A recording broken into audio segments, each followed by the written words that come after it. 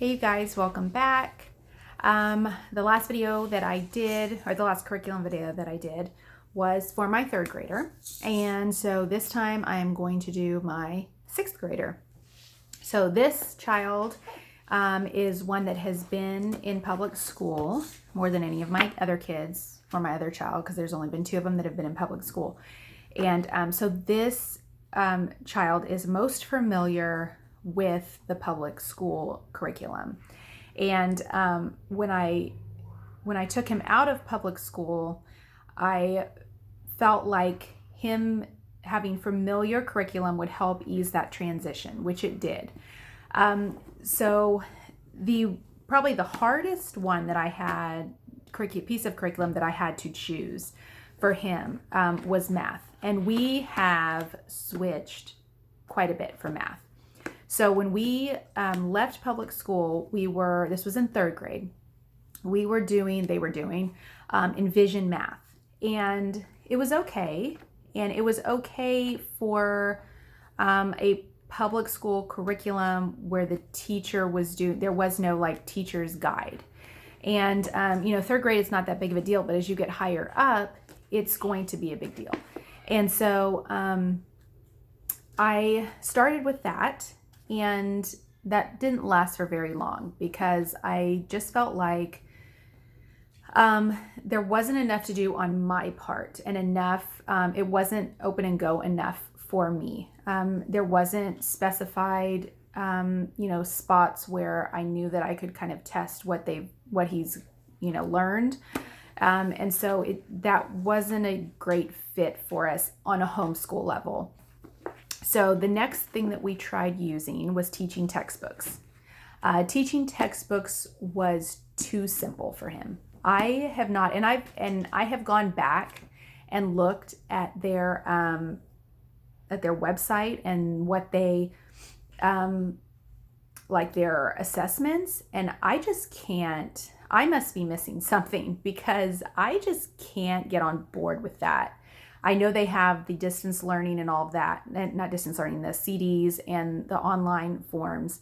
And I think maybe when we get into specific like algebra, geometry, that kind of thing, I might take a look back at it. But I just haven't been able to get on board with it for some reason. I feel like it is just so easy. And, if anybody else has that experience, let me know, because some people just rave about it. And I just looked at it, and he tried it because I was like, let's try it. Let's just see, because I've heard so much stuff about it. I don't know. It was just way too simple on his grade level, which, again, I start there and then kind of work around that for a starting point. So we got rid of that. Then we did Horizons. And like I've said in my third grade video, I liked Horizons. But we were about halfway done with Horizons this year, and it was just, like I mentioned in the other video, it was just too cut and dry. It was just black and white. Here you go. It wasn't even as colorful, obviously, as the younger grades. And so I didn't feel warm and fuzzy with that curriculum either. So what we are on now, and this is book 2. We are almost done with book 1 because we started later. This is what they use in public school for his grade level in our area. It is the Go Math. I can see that, the Go Math. And I like this so far. It at this level, it's okay for me as a teacher to work with him on certain things. Now, I am not a fan of geometry. I am not good in geometry. So when we cross that bridge, we will get there. But for now, this Go Math, it is very much like, it is a school textbook, obviously, but you will see that the layout is the same. It is not your typical homeschool curriculum piece. So, very just straight to the point, but I do like that it has, let me find a lesson in here, that it has explanations as well, so that if he doesn't understand how I'm doing it and how I'm teaching it, it has step by step in the blue here. It has step by step. And so this right now is what we are using. And for now, this is working for 6th grade math. Next year, and for me, as being a previous public school mom, I do go on the local ISD website. You might be able to hear my baby in the background. He's just kind of hanging out in the pack and play. I do go on the ISD website and I do look at what exactly they are using. It just makes me feel a little bit more comfortable.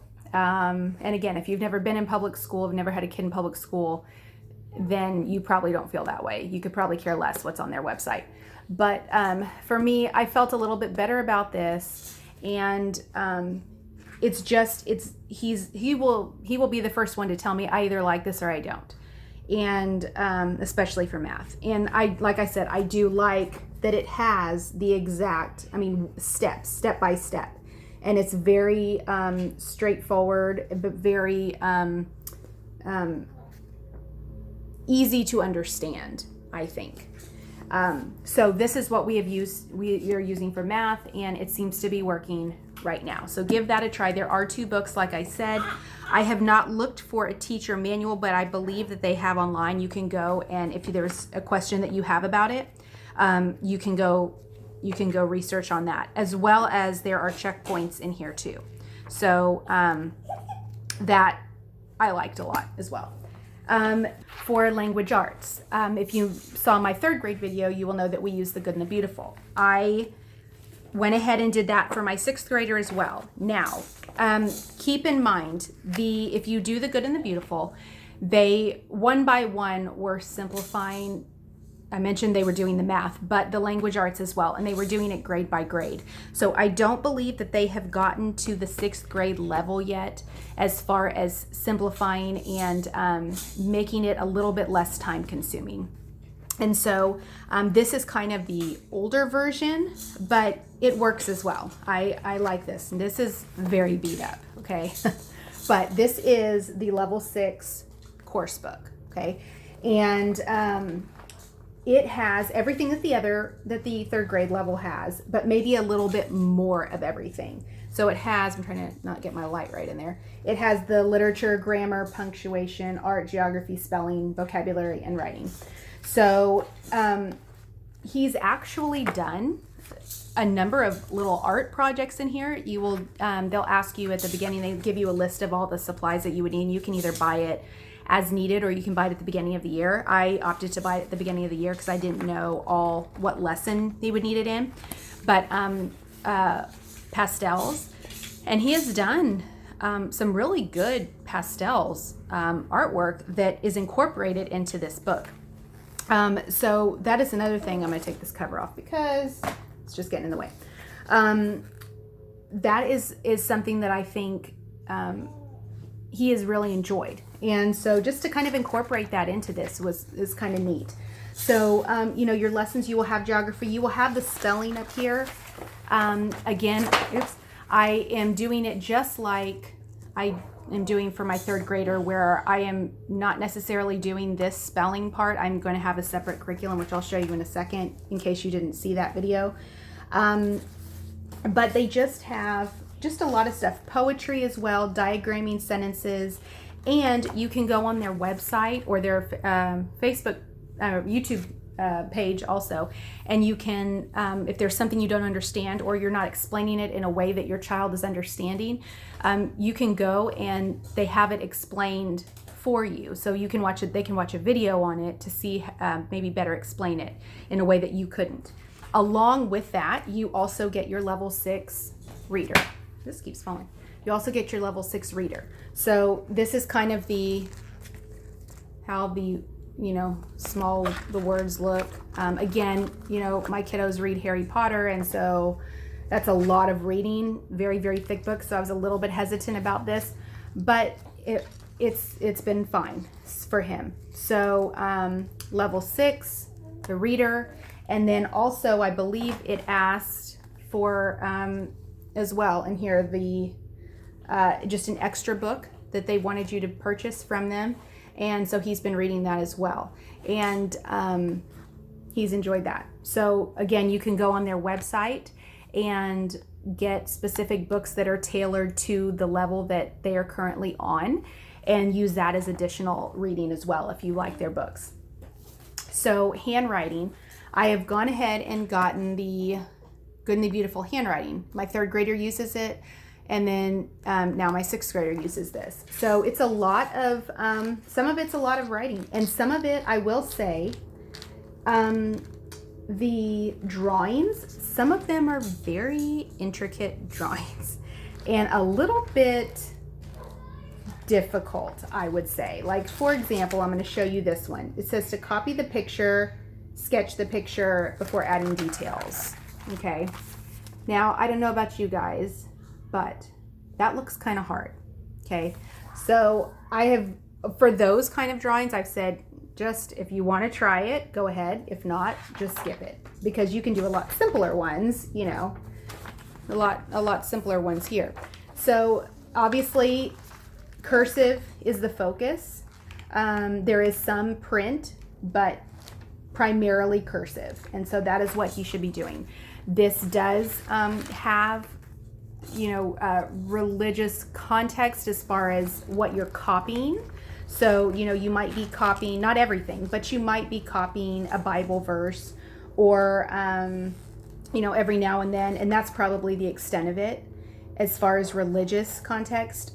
So if that's something that you're not interested in, then this might not be the right handwriting curriculum for you. So we have liked that. The spelling, like I said, The Good and the Beautiful has spelling in it, but I don't feel like it's enough. And so I do this with my third grader, who is actually currently on spelling 5, because the younger grades were a little bit easy for us. So we have level 6 for my oldest. And again, we are, it's about 30 weeks. And so you'll have this is Evan Moore, by the way, Evan Moore spelling. I keep thinking that everybody that's watching this video has watched my third grade, and I know that's not the case. So you have your spelling words here. Okay, so you have this is your week.